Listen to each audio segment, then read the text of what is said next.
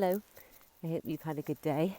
I've had an interesting day, going through a variety of emotions, including dealing with the cortisol that's been in my body for the last 48 hours since having a telephone call from my daughter's best friend to say that she was in hospital. So this is what's been going on.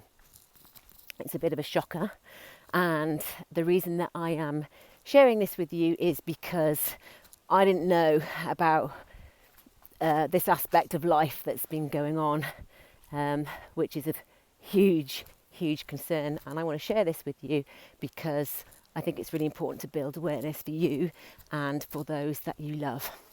So my daughter went out for a special occasion. She hardly ever goes out, and at the weekend, and went out for a meal, went out with some drinks, and went out dancing. And by 8 o'clock in the morning on Sunday, I had a phone call from my daughter's best friend to say that something wasn't right, that my daughter was in hospital, not responding, not able to speak. She'd been frothing at the mouth.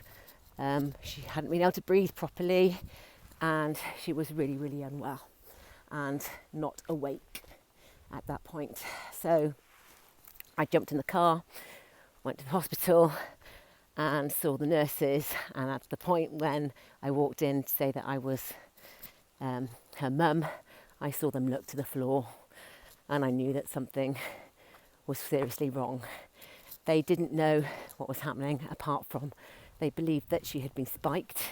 Now, in my day of going out on a Saturday night, we were always really careful with our drinks, but it appears, not leaving your drinks and all that type of stuff. We've all heard about spiking. I've never known anybody be spiked, apart from what I've been finding out, that there've been quite a lot of people spiked since talking about this over the last few days. Anyway, it appears there's a thing that I didn't know about. Times have moved on. It seems that there are some absolute psychopaths out there who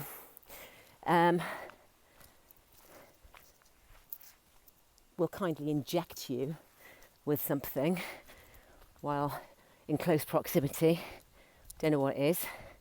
And historically, I think it was known as date rape, wasn't it? But apparently there's even more worse things going on. So I'm making inquiries and investigations with colleagues, police, venues, to bring me up to speed with a few things. Anyway, it appears that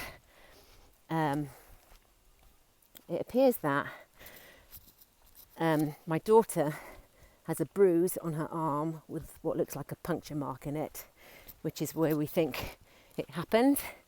And the result was that she was extremely unwell, and she's okay, and surrounded by lots of love and support and professionals who know what they're doing to help her feel okay again, which she is. She's making a really fast recovery.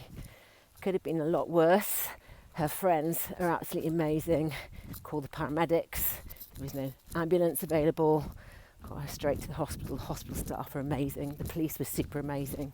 It was the police that told us to look all over her body for puncture marks, and then we found one. So just to say, I've been finding out over the last few days that this isn't just happened here. I also discovered, by the way, on Saturday night, that this wasn't isolated, that there were others that this happened to, not in Amber's friendship group, but the others this happened to in the same locality. I've also discovered that apparently this goes on in other parts of the country, so you may have heard about it. So obviously we've all got a responsibility to take care of ourselves. But what would you do in this situation, in terms of how you would keep yourself safe or safer in crowded areas? As the police said, and as I fully agree with, everybody has the right to feel safe and go out and have fun. And so I'm just sitting with really how I feel about it all and what I'm learning about that I didn't know with regards to this. It's really frightening. I was terrified on Sunday when I walked into that room and I saw my daughter, and at that point the doctors and nurses didn't know whether she had any neurological damage, what was going on. We had to play the waiting game until she became conscious again. And my daughter's a trooper. She's okay. So working on